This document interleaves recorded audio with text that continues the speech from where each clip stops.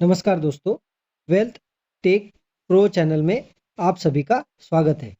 अभी तक आपने मेरे चैनल को सब्सक्राइब नहीं किया है तो प्लीज़ कर लीजिए और बेल आइकन भी दबा दीजिए। तो दोस्तों, आज हम इस वीडियो में बात करने वाले हैं फ्यूचर ओरिएंटेड बिजनेस और उनसे जुड़े स्टॉक के बारे में। तो शेयर मार्केट में सबसे बड़ा की एस्पेक्ट क्या होता है? तो वो होता है ग्रोथ। और जिस सेक्टर में ग्रोथ है उस सेक्टर के नंबर 5 हो गया या 6 नंबर हो गया, वो कंपनीज भी अच्छा परफॉर्मेंस दे सकती है। लेकिन जिस सेक्टर में अगर किसी सेक्टर में अगर ग्रोथ ही नहीं है तो वहाँ क्या टॉप नंबर कंपनीज भी कुछ काम की नहीं होती है। और हमारा फोकस भी ऐसे ही सेक्टर की ओर होना चाहिए या हमारा फोकस ऐसे ही कंपनीज की ओर होना चाहिए। और जिस सेक्टर में ग्रोथ दिखता है और वैसे ही वो कंपनीज में हमें फ्यूचर दिखता है, मतलब वो फ्यूचर ग्रोथ सेक्टर में भी आता है और उसी सेक्टर को हम फ्यूचर ओरिएंटेड बिजनेस भी कहते हैं। तो आज हम ऐसे ही एक फ्यूचर ओरिएंटेड बिजनेस सेक्टर के कंपनीज के बारे में बात करेंगे। एक्चुअली एक ही सेक्टर के बारे में बात करेंगे जो फ्यूचर में बहुत बड़ा रिटर्न देने की ताकत रखता है। वीडियो शुरू करने से पहले एक डिस्क्लेमर देना चाहता हूँ कि ऐसे ही बहुत सारे वीडियो हम डेली बेसिस पे अपलोड करते रहते हैं। ये वीडियो सिर्फ एजुकेशनल पर्पज़ के लिए है, ना कि कोई रिकमेंडेशन है। कोई भी एक्शन लेने से पहले अपने फाइनेंशियल एडवाइज़र से बात कर लेना। तो सेक्टर कौन सा है? तो सेक्टर है तो वो है शुगर सेक्टर। लेकिन आज हम ये वाले शुगर सेक्टर के बारे में बात नहीं करने वाले हैं। तो आज हम बात करने वाले हैं बायोफ्यूल सेक्टर। मतलब आप अगर बात करेंगे तो शुगर सेक्टर तो पहले से ही था मार्केट में, लेकिन इस सेक्टर में कोई दम नहीं था या ऐसी ही थकेली कंपनी चल रही थी। इसमें कोई ग्रोथ नज़र नहीं आ रही थी फ्यूचर में। लेकिन जब से शुगर सेक्टर में हमें इथेनॉल सेक्टर जुड़ते हुए दिखा है या इथेनॉल प्रोडक्ट जुड़ते हुए दिखा है, तब से इस सेक्टर में हमें ग्रोथ नज़र आ रही है। और बायोफ्यूल से रिलेटेड हमें ज़्यादा इंटरेस्ट है और इथेनॉल सेक्टर से भी हमें ज़्यादा इंटरेस्ट है। वैसे अगर देखा जाए तो गन्ने से पहले शुगर बनाई जाती थी, इस सेक्टर में तो कोई दम नहीं था। लेकिन अभी उसी से फ्यूल जब ब्लेंडिंग किया जा रहा है तो इस सेक्टर में हमें फ्यूचर दिखाई दे रहा है। और यहाँ पे पेट्रोल डीजल से चलने वाली गाड़ियाँ धीमे धीमे करके, मतलब इस चीज़ के लिए टाइम लगेगा, लेकिन ये उसमें फ्लेक्स इंजन वाली गाड़ियाँ रिप्लेस हो जाएंगी या हो सकती है। और इसी के चलते बायोफ्यूल्स वाली गाड़ियाँ या इलेक्ट्रिक कार्स हमें फ्यूचर में ज़्यादा से ज़्यादा चलते हुए दिखेंगी। और इसी के चलते इथेनॉल सेक्टर में हमारा प्राइम फोकस देखने को मिल रहा है।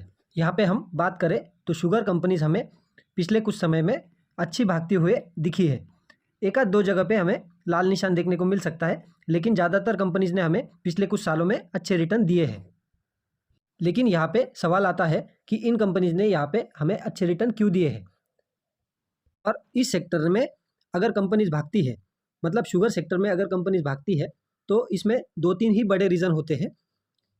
तो सबसे पहला बड़ा रीज़न है शुगर से रिलेटेड कोई प्राइस एक्शन बढ़ गया है, मतलब शुगर के प्राइस बढ़ गए हैं।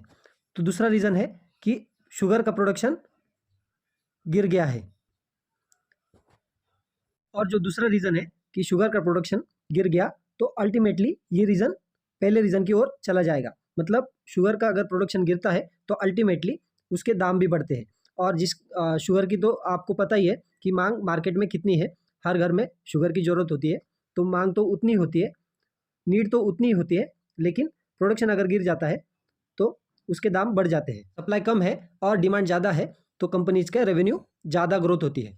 शुगर की अगर बात करें तो इंडिया में मेजरली 3 स्टेट दिख जाते हैं कि जहाँ पे शुगर का मेजर प्रोडक्शन होता है, या हम कह सकते हैं कि ये 3 स्टेट ऐसे हैं कि वो शुगर के प्रोडक्शन को ज़्यादातर कंट्रोल कर सकते हैं। तो पहला कौन सा है? उत्तर प्रदेश। इसमें से दूसरा है महाराष्ट्र और तीसरा है कर्नाटका।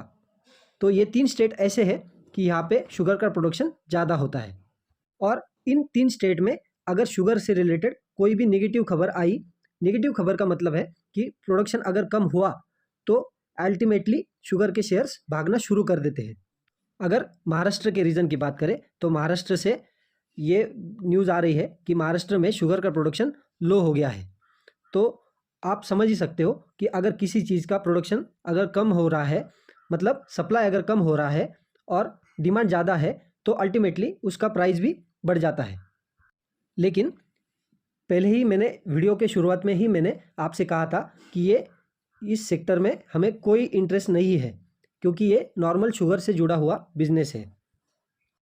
ये जो बिजनेस है ये ट्रेडिंग वाला बिजनेस है। लेकिन आप शुगर वाली कंपनीज उठा के देख लो, कौन से उन्होंने मल्टीबैगर रिटर्न दिए हैं। एक आध दो कंपनीज है वो थोड़े बहुत रिटर्न दे सकती है या दिए हैं। लेकिन अभी हम शुगर सेक्टर को किसी और नज़र से देखते हैं। अगर एग्जाम्पल की बात की जाए तो पावर सेक्टर भी एकदम थकेला सेक्टर है, मतलब एकदम बोरिंग सेक्टर था। इस कंपनीज में कोई ग्रोथ नहीं था, क्योंकि इसमें इस सेक्टर में गवर्नमेंट के रिस्ट्रिक्शंस ज़्यादा थे। यहाँ पे हम मतलब कोई कंपनीज अपना इलेक्ट्रिसिटी का दाम भी नहीं बढ़ा सकते थे अपने मर्जी के मुताबिक। डिस्ट्रीब्यूशन हो गया, ट्रांसमिशन हो गया, इस सेक्टर में वही था, ट्रेडिंग वाला बिजनेस था, कभी ऊपर कभी नीचे। तो लेकिन जैसे ही पावर सेक्टर में ग्रीन एनर्जी वाला सेक्टर जुड़ गया, या इन कंपनीज में हम बोल सकते हैं कि नई जान आ गई, लोगों का देखने का नज़रिया बदल गया। और जैसे ही रिन्यूएबल सेक्टर जुड़ गया पावर सेक्टर के साथ में, तो पावर कंपनीज एकदम जोश में भाग रही है। और वैसे ही हमें शुगर के बिजनेस में रद्दी भर भी इंटरेस्ट नहीं है हमें, मतलब मुझे पर्सनली इंटरेस्ट नहीं है। और हमारा जो इंटरेस्ट है वो आ गया है बायोफ्यूल से रिलेटेड और इथेनॉल से रिलेटेड। और इन कंपनीज में जो बायोफ्यूल बनेगा या इथेनॉल बनेगा और वो टू व्हीलर्स में या फोर व्हीलर्स में वो यूज़ होगा, इससे रिलेटेड उस सेक्टर के रिलेटेड हमारा ज़्यादा इंटरेस्ट आ गया है। और यहाँ पे अगर हम देखें तो नितिन गडकरी जी तो आपको सबको पता ही होंगे, ये इन चीज़ों को ज़्यादा प्रमोट करते हैं। और उनकी गाड़ी भी जो है वही फ्लेक्स इंजन या फ्लेक्स फ्यूल के द्वारा चलने वाली ही हमें ये सब चीज़ें देखने को मिल जाती है। और उन्होंने ये भी कहा था कि जो भविष्य में हम लोग जो एविएशन सेक्टर है उसका फ्यूल भी हम वो इथेनॉल से ब्लेंडिंग करेंगे मैक्सिमम या मिनिमम 50% तक। अगर यहाँ पे एरोप्लेन्स की बात करें या बाइक की या फोर व्हीलर की बात करें या कार्स की बात करें, तो यहाँ पे भी हमें बायोफ्यूल यूज़ होते हुए दिखेगा भविष्य में। शुगर वाली जो कंपनियां रहेंगी यहाँ पे बायोफ्यूल से रिलेटेड एक नया स्कोप हमें देखने को मिल सकता है। और ये सिमिलर सेक्टर हो जाएगा ये पावर कंपनीज की जैसा ही, मतलब पावर कंपनीज में जैसे ग्रीन एनर्जी वाला सेक्टर जुड़ गया, वैसे ही शुगर कंपनीज में बायोफ्यूल वाला सेक्टर भी जुड़ सकता है। और इसी के चलते आप शुगर कंपनीज को स्टडी कर सकते हो। और शुगर कंपनीज की बात करें तो आप इस सेक्टर में ज़रा संभल कर ही चलना है, क्योंकि यहाँ पे नंबर 1 कंपनीज है श्री रेणुका शुगर। उसका मार्केट कैप अगर आप देखोगे तो सिर्फ 11,000 करोड़ के आसपास का मार्केट कैप है। और जो इथेनॉल वाली बात है वो इन कंपनीज को अपना नंबर्स को, अपने बैलेंस शीट को, अपने P&L को सुधारने का एक नया जीवनदान दे सकती है। Just like a power companies, ये भी चीज़ होने की बहुत ज़्यादा संभावनाएं है, जुड़ती है। और यही वजह से आप शुगर कंपनीज को यहाँ पे स्टडी कर सकते हो। अगर इन कंपनीज की बात की जाए तो श्री रेणुका शुगर का मार्केट कैप 11,000 करोड़ के आसपास देखने को मिल रहा है। बलराम चीनी की बात करें तो 9,000 करोड़ के आसपास है। AID पेरी की बात करें तो 9,461 करोड़ के आसपास है। त्रिवेणी की बात करें तो 8,000 करोड़ के आसपास है। बजाज हिंदुस्तान की बात करें तो 4,200 करोड़ के आसपास है। ये इनकी अगर बात की जाए तो एकदम नेक टू नेक मामला हमें देखने को मिल जाता है। और यहाँ पे हम कहना चाहते हैं कि अगर इसमें से अगर कोई स्टॉक ज़्यादा भाग गया तो वो तुरंत नंबर 1 पे आ जाएगा। इसलिए हम कह रहे हैं कि यहाँ पे एकदम नेक टू नेक मामला नज़र आ रहा है। और इसमें भी अगर जो कंपनीज इथेनॉल से रिलेटेड या बायोफ्यूल से रिलेटेड जो कंपनीज काम करेगी उनका नंबर 1 पोजीशन पे आना तय मान सकते हैं। तो हमें शुगर सेक्टर में बहुत सारे कंपनीज देखने को मिल जाते हैं, लेकिन हमें इनमें से कौन से कंपनीज की स्टडी करनी चाहिए वो हम इस वीडियो में बात करेंगे। मैं लेकिन यहाँ पे फिर से रिपीट करना चाहूँगा कि ये कोई रिकमेंडेशन नहीं है, ये सिर्फ स्टडी के लिए है। मैं यहाँ पे बस आपको प्रोवाइड करता हूँ एग्जाम्पल या वाई। आपको अगर यही पसंद नहीं है तो आप फर्दर वीडियो कट कर सकते हो। तो इस सेक्टर में हमें जुड़ने से पहले या स्टडी करने से पहले सेफ्टी फर्स्ट देखनी चाहिए। मैं तो सबसे पहले अपने पोर्टफोलियो की या अपनी खुद की सेफ्टी देख लेता हूँ, उसके बाद ही किसी कंपनी में स्टडी करता हूँ।